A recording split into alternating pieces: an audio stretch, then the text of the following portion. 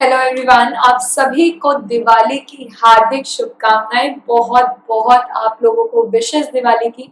और होपफुली आपका दिवाली बहुत अच्छा जा रहा होगा। लेकिन दिवाली खुशियों वाली कब होती है? दिवाली खुशियों वाली तब होगी जब इस दिवाली को हम एकदम अपना ओथ ले लेंगे कि गाइज हमें जो है नेक्स्ट ईयर, बिल्कुल नेक्स्ट ईयर की जो दिवाली आएगी उस दिवाली में हमारे पास हमारा ड्रीम जॉब रहेगा।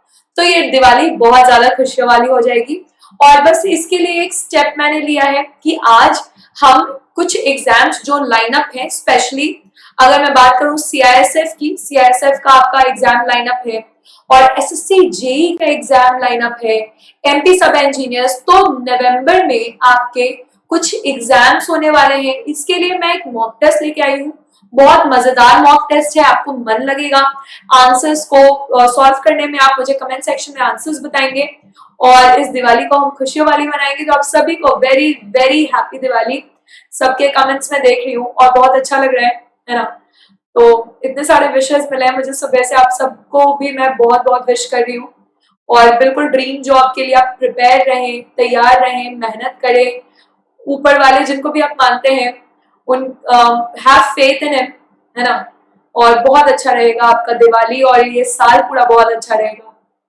पटाखे थोड़े कम जलाएंगे, right? Yes. So guys let's start the session. देखिए फर्स्ट क्वेश्चन आपका है कि which one of the following places are has never got the direct vertical sunrays. तो वर्टिकल सनरेज का मतलब क्या होता है कि इनमें से कौन सा ऐसा जगह है जहां पे डायरेक्ट सनरेज नहीं आता है। डायरेक्ट सनरेज नहीं आता है, इसका क्या मतलब है? देखिए तो ज्योग्राफी का ये क्वेश्चन है, इसको हम इस तरह से समझेंगे कि जैसे ये आपका अर्थ है, ठीक है, ये अर्थ है, यहाँ पे इक्वेटर है। इक्वेटर में ऊपर ट्रॉपिक ऑफ कैंसर है, ये ट्रॉपिक ऑफ कैप्रिकॉर्न है, राइट। तो ये 23.5 डिग्री नॉर्थ है, ये 0 डिग्री है, ये 23.5 डिग्री साउथ है, राइट। तो ये है आपका अर्थ। और यहाँ पे ये वाला जो पोर्शन है ना, ये पोर्शन में आपका डायरेक्ट सनरेज आता है। जब भी आएगा तो वर्टिकल डायरेक्ट सनरेज सिर्फ यहीं पे आएगा। इसके ऊपर या नीचे कभी भी डायरेक्ट सनरेज नहीं जाएगा, ठीक है।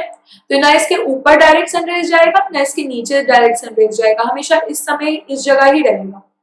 तो वहां पे क्या होता है कि जैसे ये आपका अर्थ, ये हो गया इक्वेटर, यहाँ पे 8 डिग्री 4 मिनट नॉर्थ भारत शुरू हो गया।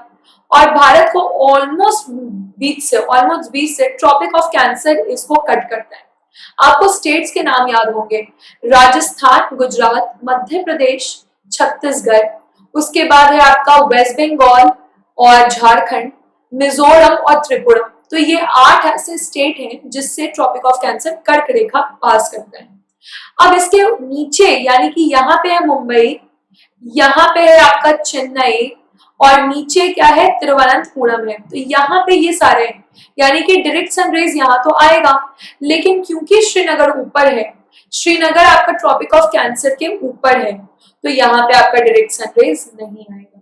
तो आंसर क्या हो जाएगा गाइस? आंसर आप देख सकते हैं यहाँ पे, वही बातें मैंने यहाँ बोली आपको कि वर्टिकल डायरेक्ट सनरेज इस पोर्शन में है, वर्टिकल डायरेक्ट सनरेज इस पोर्शन में है और इसके ऊपर या इसके नीचे डायरेक्ट सनरेज नहीं है। तो इसके ऊपर या इसके नीचे क्या है, इनडायरेक्ट सनरेज है, राइट। तो यहाँ पे जो पोर्शन है आपका श्रीनगर, इसका आंसर हो जाएगा। होपफुली आपको कोई डाउट नहीं होगा। प्लीज अगर कोई भी डाउट होगा तो आप कमेंट सेक्शन में पूछेंगे, है ना। एक्सीलेंट एक्सीलेंट एक्सीलेंट, बढ़िया। ठीक है, तो यहाँ पे आप देख सकते हैं जैसे मैंने यहाँ बोला कि ये गुजरात है, ये राजस्थान है, ये मध्य प्रदेश है, ये छत्तीसगढ़ है, ये झारखंड है, ये वेस्ट बंगाल है, ये आपका मिजोरम है और त्रिपुरा है। तो ये आपका हो गया, राइट। नहीं, ये त्रिपुरा, ये मिजोरम, ठीक है। तो एक और पूछा जाता है कि कौन सा ऐसा स्टेट है हमारे पास जो ऑलमोस्ट पूरी तरह से बांग्लादेश से बॉर्डर बनाता है। तो ये जो आपको दिख रहा है ना, ये त्रिपुरा, राइट, त्रिपुरा। इसका कैपिटल क्या, अगरतला। तो ये पूरी तरह से किसमें सम्मिलित है, ये आपका बांग्लादेश में है। यस, बांग्लादेश में ये पूरी तरह से, राइट। क्लियर? चलिए नेक्स्ट क्वेश्चन आप देखेंगे तो ये आंसर हो गया श्रीनगर। मैंने सारे हेडलाइंस डाल दिए ताकि आपको दिक्कत ना हो कहीं पे भी, कोई भी। यस, फिर पूछा जाता है आपसे, यहाँ पे क्वेश्चन पूछा जा रहा है कि रेड क्लिफ लाइन, ये लास्ट में नेपाल लिखा हुआ है, ठीक है, नेपाल लिखा हुआ है, India Nepal. Red Cliff line किसके किसके बीच में बॉर्डर बनाती है? तो क्या था कि जब पाकिस्तान बना था 14 अगस्त को, जब पाकिस्तान इंडिपेंडेंट हुआ था, तो यहाँ पे पाकिस्तान है और यहाँ पे बांग्लादेश है, ठीक है। तो उस समय ये था ईस्ट पाकिस्तान और ये था वेस्ट पाकिस्तान। तो इन दोनों के बीच जो लाइन लगाई गई उसको रेड क्लिफ लाइन कहा गया, ठीक है। और मैकमोहन लाइन आपको पता है, इंडिया और चाइना कौन सा फोर्स यहाँ पे काम करता है? तो बीएसएफ, बॉर्डर सिक्योरिटी फोर्स यहाँ पे काम करता है। और इसको आप ध्यान रखेंगे तो आंसर आप देख सकते हैं यहाँ पे रेड क्लिफ लाइन एक्चुअली दोनों ही हो जाएगा, पाकिस्तान भी आंसर है और बांग्लादेश भी आंसर है, इसको आप याद रखेंगे, है ना। यस। अब बात है डुरांड लाइन, तो ये लास्ट में बर्मा लिखा हुआ है, म्यांमार जिसको आप कहते हैं, India and Burma. Durand line के बारे में आपसे पूछा जा रहा है गाइस, डुरांड लाइन आप बताएंगे कि डुरांड लाइन कौन सी है ना।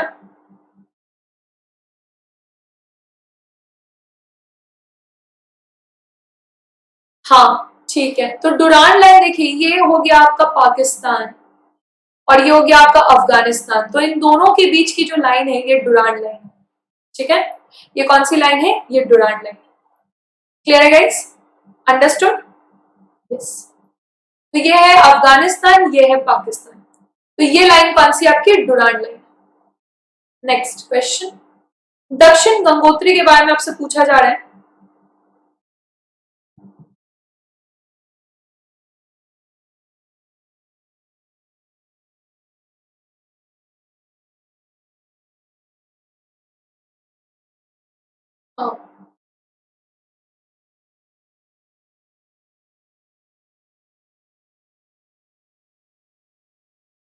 यस।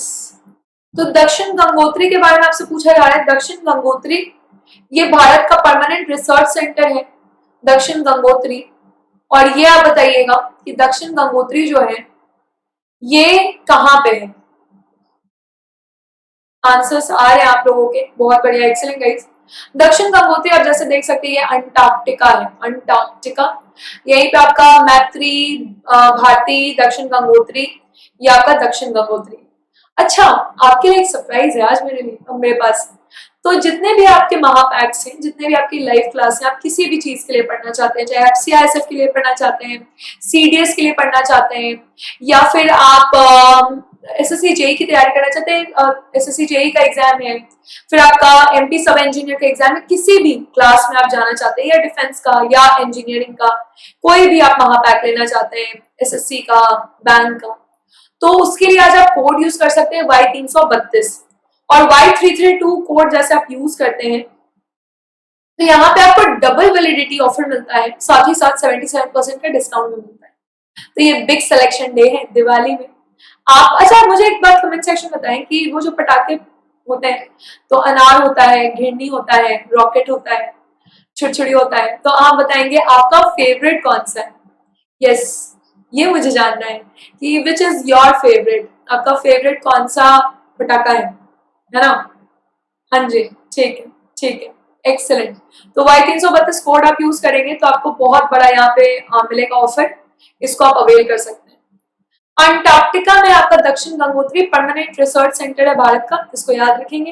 अच्छा, रिवर इंदस कहाँ से निकलती है? ये बड़ा इंटरेस्टिंग क्वेश्चन, क्योंकि रिवर की जब बात करते हैं तो बहुत सारे रिवर्स हैं हमारे पास और हम लोगों को जानना होता है कि रिवर कौन सी रिवर कहाँ से निकलती है। तो जब रिवर इंदस की बात होती है तो जहां से इंदस निकलती है उसी के आजू बाजू से, तो इंदस के पास से, दैट इज ब्रह्मपुत्रा, यहां से कौन सी नदी निकलती है? वो मतलब यहाँ ब्रह्मपुत्रा, इंदस और सतलज, ये तीनों एक आसपास ही निकलते हैं। ये तीनों बेसिकली आपका मानसरोवर झील में, मानसरोवर झील और कैलाश पर्वत है, कैलाश रेंजेस है ना, यहां से निकलती है। सतलज के बारे में आपको पता होगा कि राक्षस ताल से निकलती है, ब्रह्मपुत्रा चेमा युंगदुंग से निकलती है और लायंस माउंट तो बोखार ला से निकलती है इंदस। साथ ही साथ कृष्णा के बारे में आपको पता होगा कि कृष्णा महाबलेश्वर से निकलती है, महाबलेश्वर, और त्र्यंबकेश्वर से निकलती है आपकी गोदावरी, गोदावरी आपकी त्र्यंबकेश्वर से निकलती है, ये दोनों ही महाराष्ट्र नासिक डिस्ट्रिक्ट से निकलते हैं। कावेरी निकलती है ताल कावेरी झील से, ठीक है। तो ताल कावेरी झील से कावेरी निकलती है। अब आपसे पूछा जा रहा है इंदस के बारे में, तो यहाँ पे आप देख सकते हैं लेक मानसरोवर है, ये आपकी हो गई इंदस नदी जो कि यहाँ से चली जाएगी और ये कराची तक जाएगी और अरब सागर में मिल जाएगी। और ये सतलज नदी हो गई, सतलज नदी जाके इंदस में मिल जाएगी।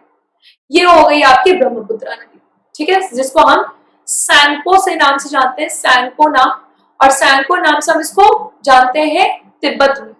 भारत में जब ये एंटर करती है तो ये ब्रह्मपुत्रा नामचा बाड़वा में एंटर करती है, नामचा बाड़वा में।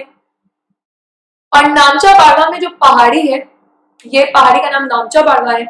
दिहिंग नाम से ये एंटर करती है, दिहिंग इसका नाम होता है। अरुणाचल प्रदेश में ये एंटर करती है, ये आप देख लीजिए, ठीक है, अरुणाचल प्रदेश में ये एंटर करती है, इतना आपको पता होना चाहिए।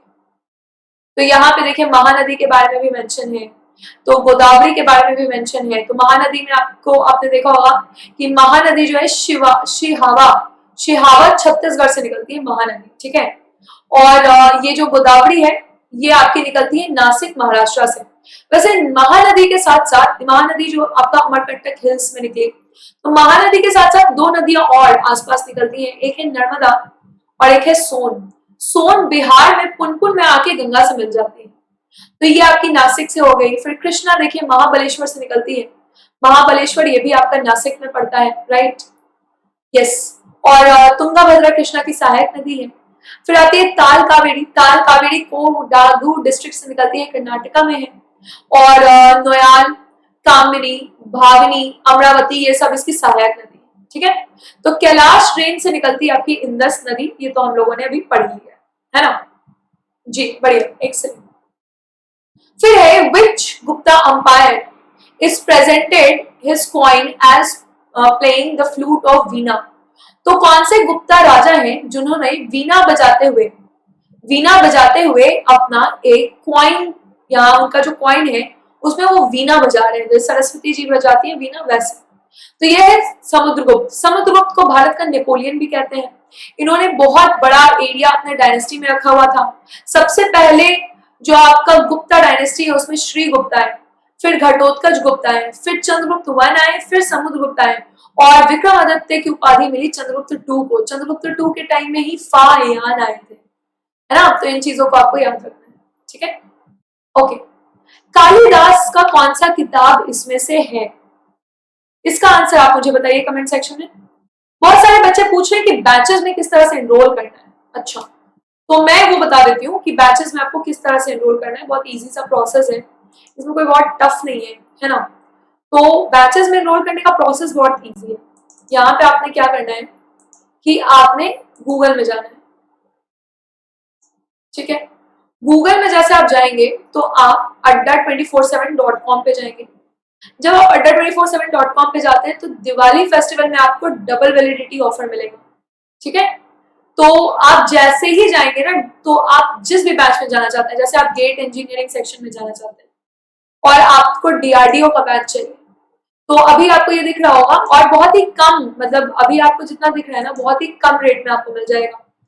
तो बेसिकली ये तो डीआरडीओ का आपका 6 महीने का बैच है, लेकिन आज आपको मिलेगा 6 मंथ प्लस 6 मंथ प्लस इसके प्राइस भी आपको और कम मिलेगी। एक बार जाके देखिए, मैजिक होगा, ठीक है। तो ऐसे ही 1023 का मिल रहा है, आपको और कम में मिल जाएगा और 6 मंथ प्लस 6 मंथ वैलिडिटी है। कोड आपको यूज करना है Y332, ठीक है। तो ये डीआरडीओ का है। या फिर अगर आप जाना चाहते हैं डिफेंस में, आपको सीडीएस में जाना है, तो सीडीएस के लिए भी देखिए फाउंडेशन बैच है, 29 से स्टार्ट होंगे। आपने बस इस पे क्लिक करना है, बाय नाउ पे जाना है। बाय नाउ पे जाके आपको क्या करना है कि आपको Y332 कोड यूज करना है और फिर अप्लाई कर देना है। तो जैसे आप इस पे अप्लाई करते हैं तो 1839 रुपीज में आपको ये बैच मिल जाएगा। 1839 रुपीज में आपको जब ये बैच मिल जाता है तो उसके बाद आप कंटिन्यू पे जाइए।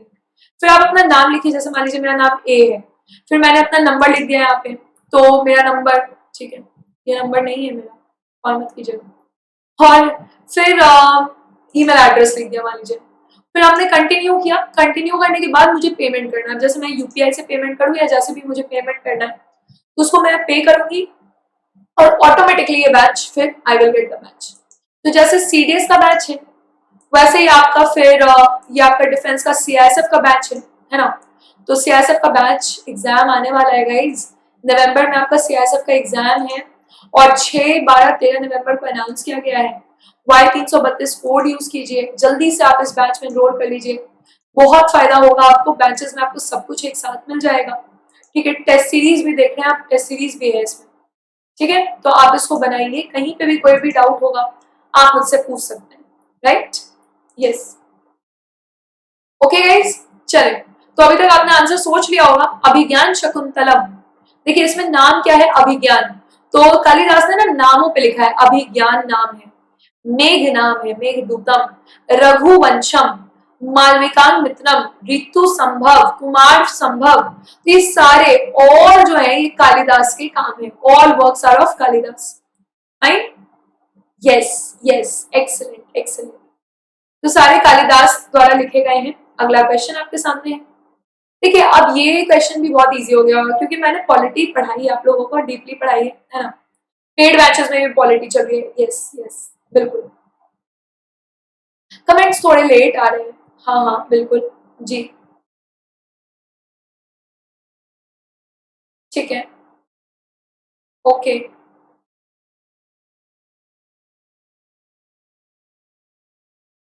ठीक है ठीक है।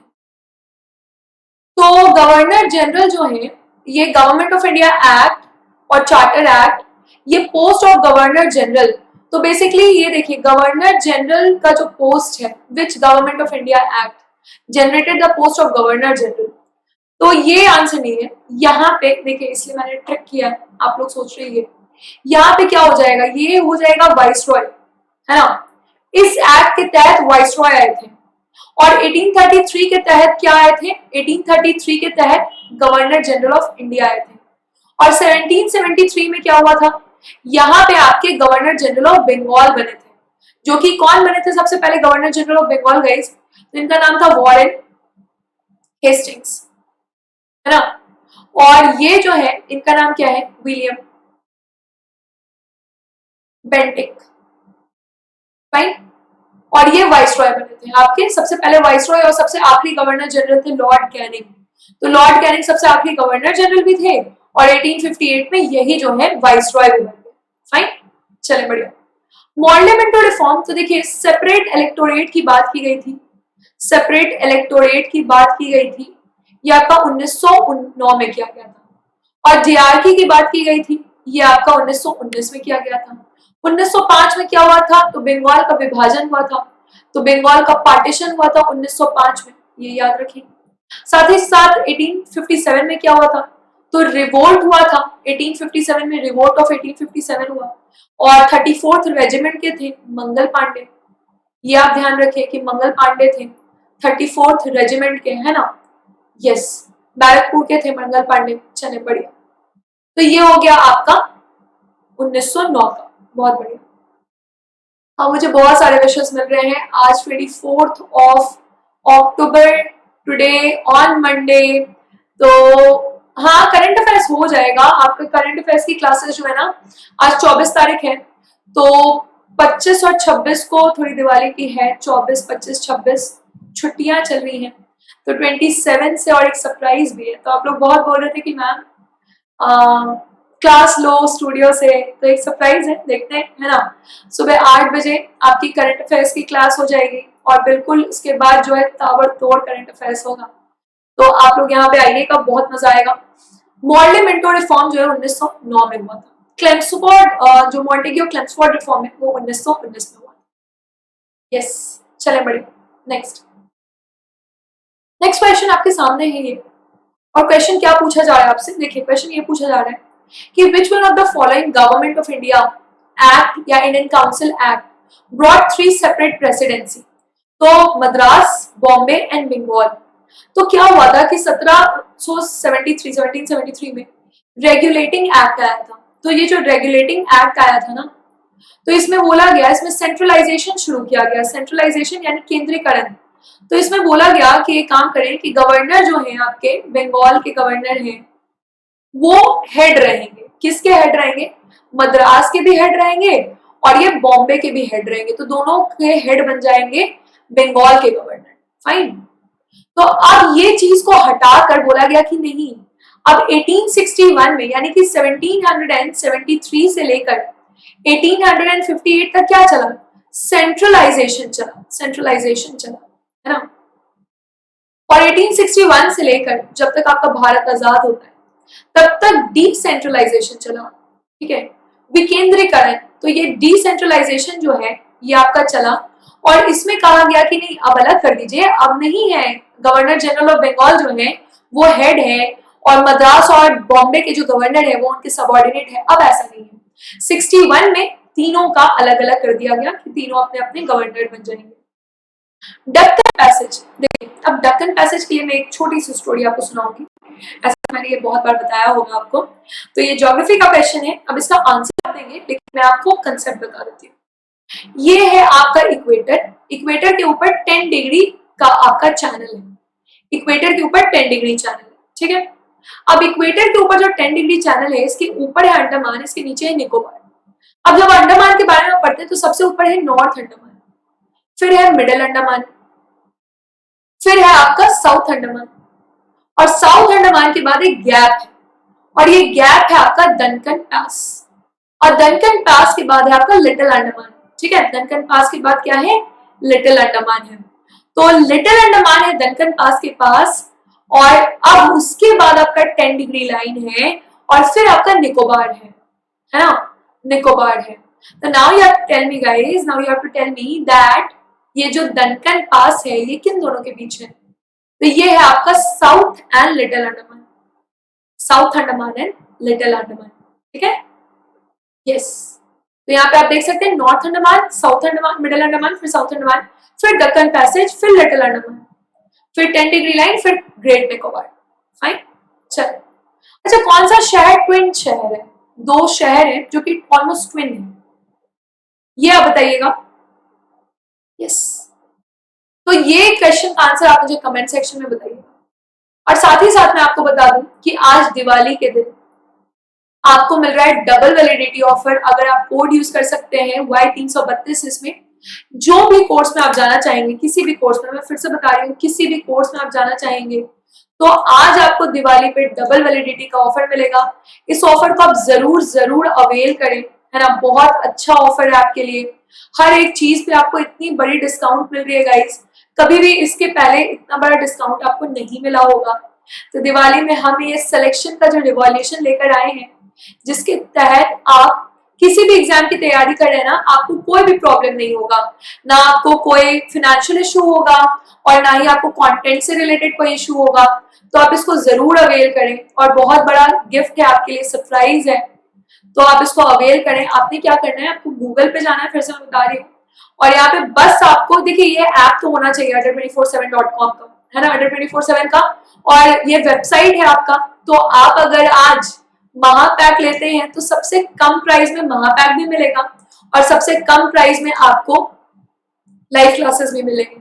महापैक में ये फायदा है, जैसे कि डिफेंस का महापैक है, तो महापैक में ये फायदा है कि आज आपको डबल वैलिडिटी का ऑफर मिलेगा, ठीक है। तो डबल वैलिडिटी का ऑफर मिलेगा, आपने व्यू ऑफर्स पे जाना है और कोड यूज करना है Y332, और यहाँ पे 2299 दिख रहा है, लेकिन आप एक बार जाके देखिए, आपको इससे भी कम प्राइस में मिल जाएगा। इंजीनियरिंग का महापैक है, सिविल, मैकेनिकल, इलेक्ट्रिकल, आप उस पर क्लिक कीजिए। 6 मंथ का भी है, 12 मंथ का भी है।